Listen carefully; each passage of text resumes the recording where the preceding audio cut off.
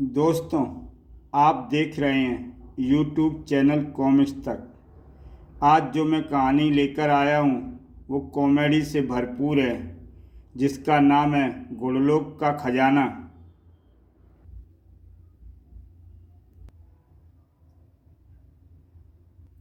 बांकीलाल को एक दिन एक ऋषि तुक्काचार्य ने बताया कि वत्स बांकीलाल, अगर तू कल प्रातः ठीठ नदी में स्नान करे तो तुझे खजाना मिलने का योग है। ही। खजाना?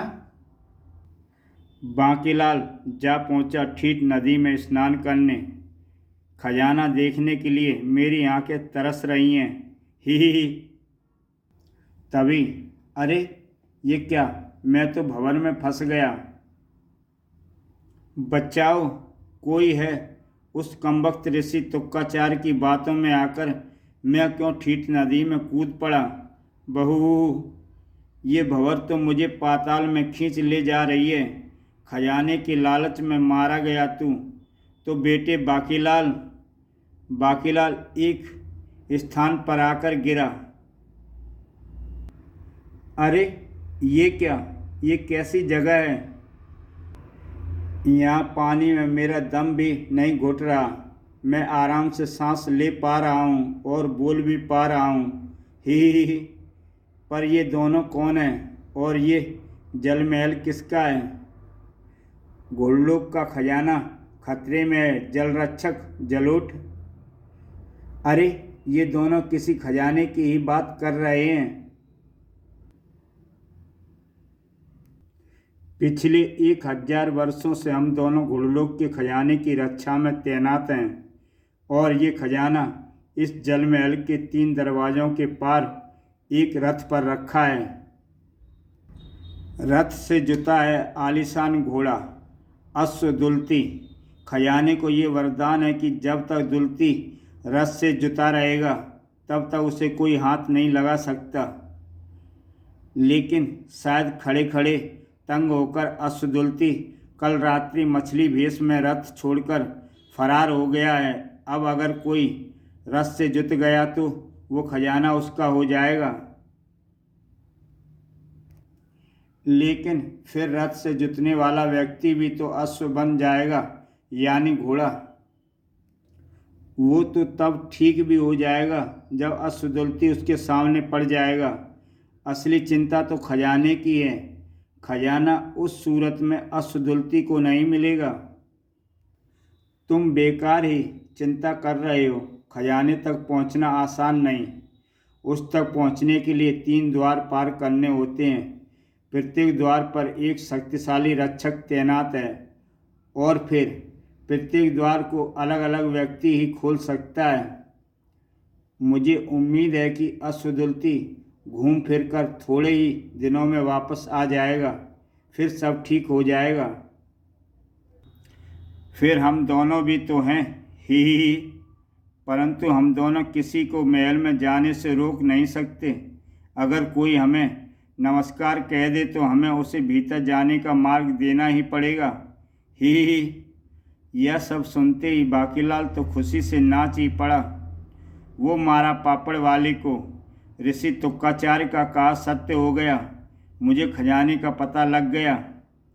चल बेटा बांकीलाल, खजाने से लदे रथ से जुत जा, उसके बाद सारा खजाना तेरा। ही। मगर अचानक कुछ सोचकर बांकीलाल ठिठक कर रुक गया। बांकीलाल मूर्ख, ये तू क्या कर रहा है। खजाने के द्वार तो तू खुलवा लेगा, परंतु अगर तू रथ से जुत गया तो तू फौरन घोड़ा बन जाएगा। फिर खजाना तेरे किस काम का आएगा। अगर किसी तरह मैं मुच्छड़ को रथ से जुतवा दूं तो घोड़ा बनेगा मुच्छड़। मुच्छड़ घोड़ा राज सिंहासन पर बैठा नहीं पाएगा। तब विशालगढ़ का राजा बनूंगा मैं और रथ का सारा खजाना भी मेरा ही काम आएगा। ही। वो मारा पापड़ वाले को। अब बनी बात। ही। चल बेटा बाके वापस विशालगढ़। ही। बांकीलाल ठीठ नदी से बाहर निकला। जलमहल तक पहुंचने का रास्ता मैंने देख लिया। अब मोटे को यहाँ लेकर आता हूँ। ही। इधर विशालगढ़ में प्रवेश कर चुका था एक भयानक संकट। ही। मेरा नाम है नकेलची। मुझे लोगों की नाक में नकेल डालने में बड़ा मज़ा आता है। ही। चल मेरी नकेल अपना काम शुरू कर, भागो। नकेलची ने पलक झपकते ही कई लोगों की नाक में नकेल डाल दी। ही। अब तुम मेरे घोड़े बन गए हो। ही। तुम्हारी नकेल मेरे हाथों में है। बहु हुण आपदा की होगा। घबराओ नहीं, शहर का एक चक्कर लगवा कर मैं तुम्हें छोड़ दूंगा। मुझे 1001 लोगों की नाक में नकेल डालनी है। उसी समय महल में बाकीलाल भी अपना पासा फेंक चुका है। महाराज, उस रथ में कोई राजा ही जुत सकता है, यानी केवल आप ही रथ को जल महल से बाहर ला सकते हैं। महाराज, उस खजाने में मैंने कई हार भी देखे हैं जो रानी जी पर खूब फवेंगे। ही। महाराज, फिर तो जल्दी से खजाने लेने जाइए। किंतु बाकीलाल, उन तीनों द्वारों को कौन कौन खोलेगा? ये मैं बताता हूँ। सबसे पहला द्वार खोलेंगे सेनापति। मैं? हाँ। दूसरा द्वार खोलेगा बाकीलाल। ठीक है। और तीसरा द्वार खोलेंगे खुद महाराज, क्योंकि रथ से जुतकर खजाना उन्हें ही लाना है। ही। मुझे मंजूर है। इस खजाने का उपयोग राज्य की भलाई के लिए किया जाएगा, इसलिए मैं खजाने से भरा रथ लेने जरूर जाऊंगा। परंतु वो महाराज, मैं कह रहा था कि ऐसे छोटे मोटे दरवाज़ों को खोलने का काम मुझे शोभा नहीं देता। क्या मेरे बदले कोई सैनिक नहीं जा सकता? नहीं, अब सब कुछ तय हो चुका है। प्रधानमंत्री, हमारे जाने की व्यवस्था करो। जो आज्ञा महाराज। जल्दी ही एक रथ पर सवार होकर तीनों ठीट नदी के पास उसी स्थान पर पहुँचे। महाराज, यही है वो स्थान। नदी में दिखती उस नुकीली चट्टान के पास डुबकी लगानी होगी। उस चट्टान की जड़ में पहुँचते ही जलमहल दिखने लगेगा। परंतु पहला दरवाज़ा खोलने तो सेनापति को जाना है। सेनापति, जाओ। जज जाता हूँ महाराज। सेनापति नदी में कूद गया। जलमहल के द्वार पर खड़े पहरेदारों को नमस्कार कहना मत भूलना। ही। नहीं भूलूंगा। बाकीलाल, जब तक सेनापति पहला दरवाज़ा खोलकर वापस लौटेगा, तब तक हम यहाँ क्या करेंगे? यहाँ पर खट्टी मिट्टी अमियाँ लगी हुई हैं। महाराज, आइए तब तक अमियाँ खाते हैं। ही। सेनापति जलमहल के द्वार तक निर्विघ्न जा पहुँचा और नमस्कार। ही। अरे, इसने तो हमें नमस्कार कर दिया। अब तो द्वार खोलना ही पड़ेगा। जाओ, मगर ध्यान रहे, भीतर प्रवेश करते ही तुम्हारा सामना उठक से होगा।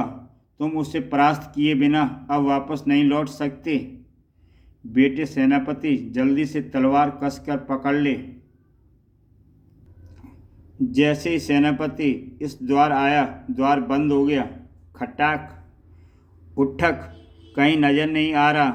द्वार भी बंद हो गया, जो अब तब खुलेगा जब मैं उठक को परास्त कर दूंगा। और तभी डिशुम। आह, मेरा कान किसने पकड़ लिया? तू मुझे ही ढूंढ रहा था। ही। मेरा नाम ही उठक है। ही।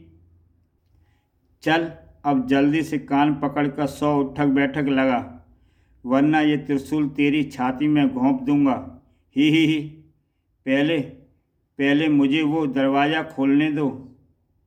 जो भी उस दरवाजे को खोलने यहाँ आता है, उसे 100 उठक बैठक लगानी ही पड़ती हैं। ही। अगर मैंने उठक बैठक लगा ली तो? अगर मैं तेरी उठक बैठकों से प्रसन्न हो गया तो मैं तुझे छोड़ भी सकता हूँ। ही। तो फिर ठीक है, मैं उठक बैठक लगाता हूँ। ही। इसे नाराज़ करना ठीक नहीं होगा। वरना ये सभी त्रिशूल घोंप देगा।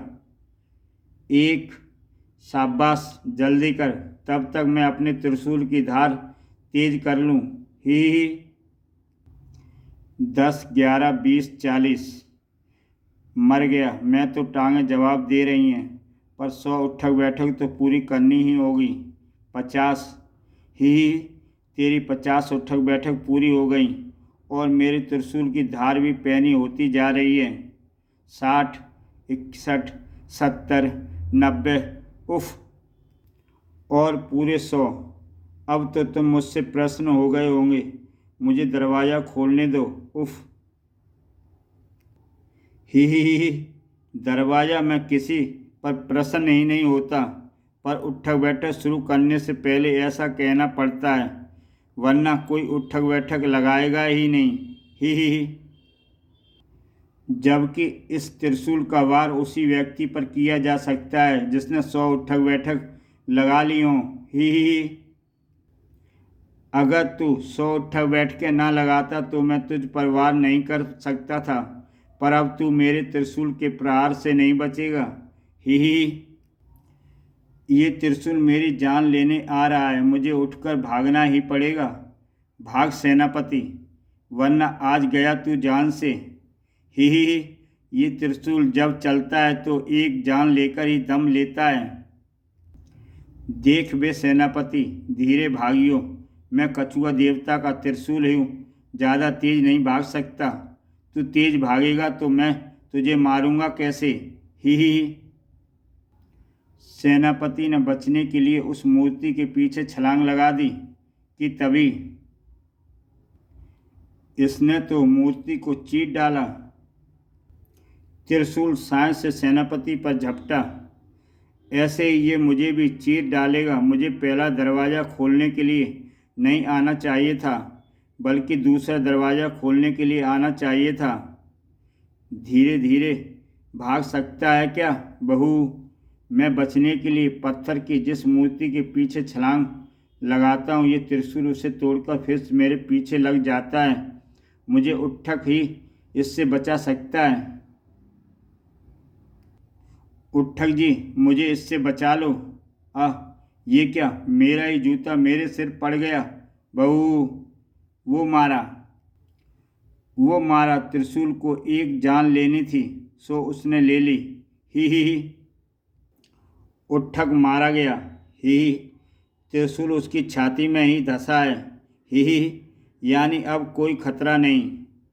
और ये रहा प्रथम द्वार, जिसे अब मैं आराम से खोल सकता हूँ। ही खुल गया द्वार। ही अब जल्दी से चलो वापस, कहीं कोई और मुसीबत ना आ जाए। सेनापति ठीठ नदी से बाहर निकला। महाराज, मैंने प्रथम द्वार खोल दिया। सेनापति आ गया। ये तो बड़ी जल्दी आ गया। इसका मतलब अब मेरी बारी आ गई। बाकी जल्दी जाओ, दूसरा द्वार खोल कर ही लौटना। बिना द्वार खोले तो ये लौट ही नहीं सकता। ही बांके तैरता हुआ जलमहल के सामने खड़े रक्षकों के पास पहुंचा।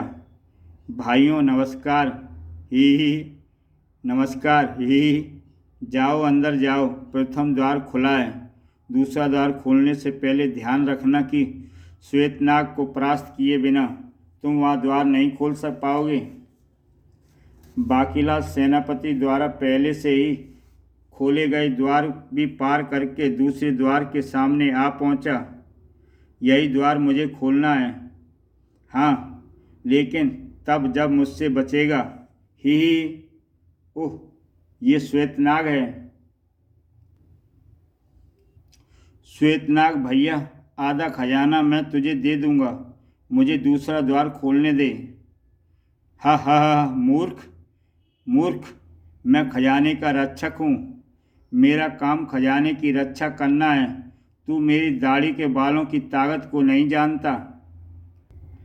अगर ये तुझसे छू गए तो तू 500 साल का बूढ़ा हो जाएगा।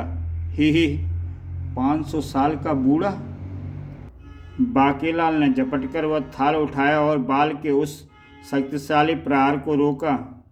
बाप रे, ये बाल है या बाण? हा हा हा, तूने एक बार बचा लिया तो क्या हुआ, मेरी दाढ़ी बालों से भरी है, ये तोड़ा मैंने दूसरा बाल। ही। शेषनाग ने दूसरा बाल भी बांके पर फेंक मारा। मैं तेरे इस बाल की भी दिशा परिवर्तित कर दूंगा। परास्त होकर नीचे गिरने के साथ ही वह बाल भी पहले वाले बाल से जुड़ गया। ये रहस्य बाकीलाल ने देख सका था। अगर ये मानव हमारे प्रहारों से न मरा तो हम सब जुड़कर एक शस्त्र बन जाएंगे। ही। बाकीलाल को बचाना था श्वेतनाग के फेंके तीसरे बाल से।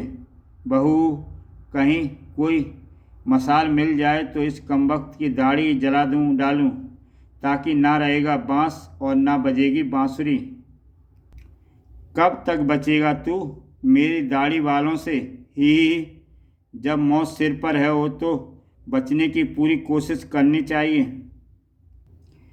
एक एक बाल से कुछ नहीं हो रहा, अब पूरा गुच्छा ही तोड़कर फेंकता हूँ। बाकीलाल ने तकिया अड़ाकर सभी बालों के प्रहार रोक लिए। आखिर कब तक बचेगा तू बेटे बाकीलाल? कहीं कोई बाल तुझसे छू गया तो नहीं बहू? इस बात तकिए से छूटकर नीचे गिरते बालों को बाकीलाल ने भी देखा। ओह, ये सभी बाल नीचे गिरकर इकट्ठा हो गए और वहाँ एक शस्त्र का निर्माण हो रहा है। जबकि शेषनाग ने इस बार जब अपनी दाढ़ी की ओर हाथ बढ़ाया तो आए, ये क्या, दाढ़ी के सारे बाल खत्म हो गए? बच्चू श्वेतनाग, तेरी दाढ़ी से ही बना ये केश शस्त्र, जिससे अब तू मेरे हाथों मरेगा। ही। नहीं। बाकीलाल ने केश शस्त्र शेषनाग की छाती में घोंप दिया। आह, मरा। मेरी मृत्यु मेरी दाढ़ी के बालों से बने शस्त्र से ही होनी थी। वो मारा पापड़ वाले को, श्वेतनाग मारा गया। अब चलकर खजाने का दूसरा द्वार खोला जाए। ही। और ये खुला खजाने का दूसरा द्वार। फिर जल्दी लो, बाकीलाल भी आ गया।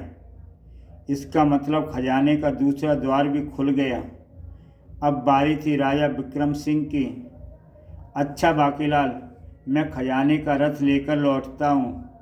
हाँ, अगर रक्षक के हाथों बच गया तो रथ से जुतकर घोड़ा बनने से नहीं बचेगा। ही। राजा विक्रम सिंह जल महल के दोनों रक्षकों को नमस्कार करके तीसरे दरवाजे की ओर बढ़ा। ये तीसरा मानव अंदर आ गया है। अगर इसने तीसरा द्वार खोल लिया तो खजाना जरूर इसी का हो जाएगा और अशुद्धुलती का कहीं पता नहीं है। राजा विक्रम सिंह दो द्वार पार करके तीसरे द्वार पर पहुंचा था कि ओह, ये इस तीसरे द्वार का रक्षक होगा। धप्पा। ही। हे मानव, मेरा नाम धप्पा है। अब तुझे मेरे साथ छुपन छुपाई खेलनी होगी। पहले तू छिपेगा, मैं तुझे ढूंढूंगा। अगर मैंने तुझे ढूंढ लिया तो तू चुपचाप अपना सिर मेरी तलवार पर रख देगा। लेकिन अगर तूने मुझे पीछे से आकर धप्पा कर दिया तो फिर मैं छिपूंगा और तू मुझे ढूंढेगा। फिर अगर तूने मुझे ढूंढ लिया तो मैं ये दरवाज़ा खोल दूंगा।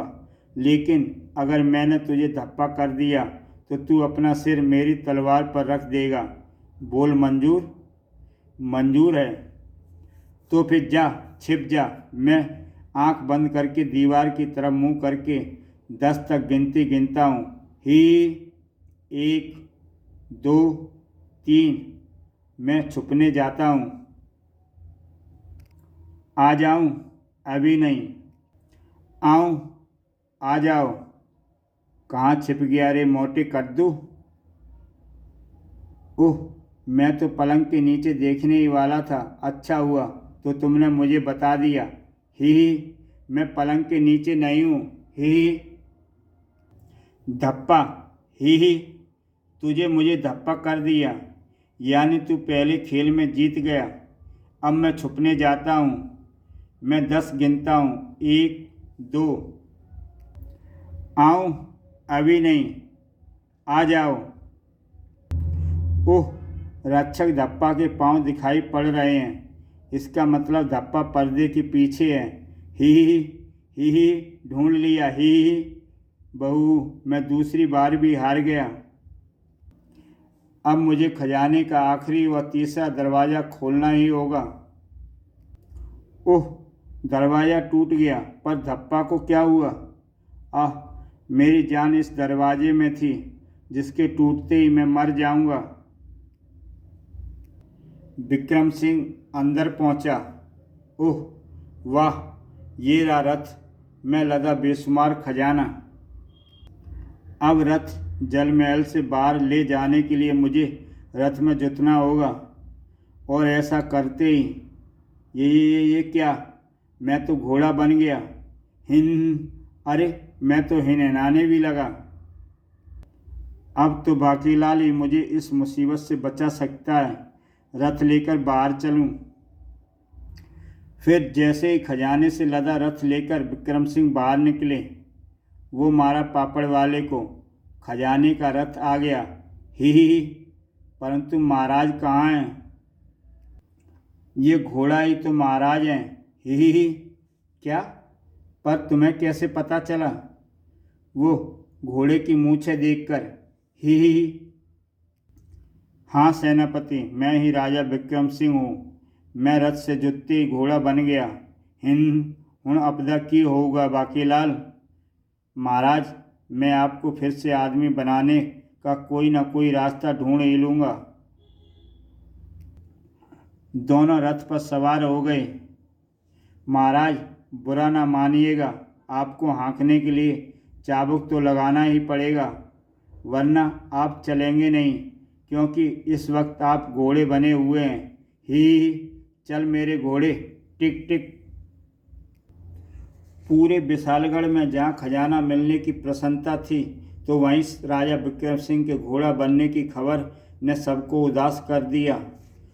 कुछ भी कहो, महाराज घोड़ा बनकर जच रहे हैं। मूँछों वाला घोड़ा मैंने अपनी जिंदगी में कभी नहीं देखा। बहू, ही रानी स्वर्णलता को पता चला तो, ओह महाराज, ये क्या हो गया? अब आपको अस्तबल में रहना होगा, क्योंकि अपने कच्छ में घोड़ों की लीद की गंध में बर्दाश्त नहीं कर पाऊंगी। खजाने को रथ से उतारकर राजकोष में भेज दिया गया। मुझे तो फिक्र राजा सिंहासन की हो रही है। अब उस पर कौन बैठेगा? महाराज ही बैठेंगे, और कौन बैठेगा? मेरा मतलब, जब तक महाराज ठीक नहीं हो जाते, महाराज इस रथ सहित राज दरबार में खड़े होकर दरबार की कार्रवाई करेंगे। सिंहासन हटा दो। कमबख्त महामंत्री, सिंहासन पर मुझे बिठाने दे। दरबार की कार्रवाई आरंभ हुई थी कि महाराज नकीलची से हमारी रक्षा करें। वो सबकी नाक में नकील डालता फिर रहा है। बाकीलाल, नकीलची को ख़त्म करने की जिम्मेदारी तुम्हारी। बाकीलाल नकलची की तलाश में आगे बढ़ा। नकीलची का पता नहीं समय पर लगा। महाराज से बढ़िया घोड़ा उसे नकील डालने के लिए कहाँ मिलेगा?